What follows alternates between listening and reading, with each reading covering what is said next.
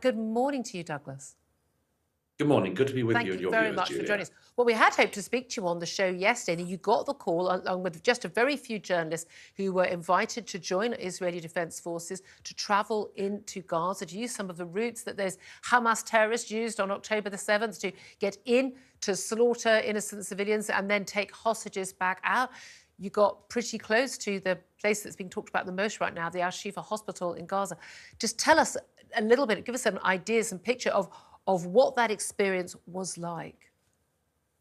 Well, of course, it's very interesting and quite remarkable to be getting the opportunity to go back through the fence the way that the terrorists came on October the 7th.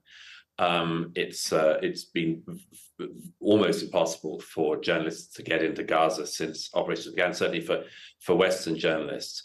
And there's an enormous amount of activity going on all the time. It's of all the different fronts in this war, the bit of Gaza we were going into yesterday that we stayed in is one of the main centers of the fighting, and you can see that everywhere. The minute you get past the fence, you can see the villages. There's one place called Zaytun where there's very considerable firefights, explosions. Obviously, house-to-house fighting has been going on since the beginning of this. We went about 3 kilometers further into Gaza from there, but I think you can see at the moment a tunnel that the IDF had discovered, part of the Hamas tunnel network.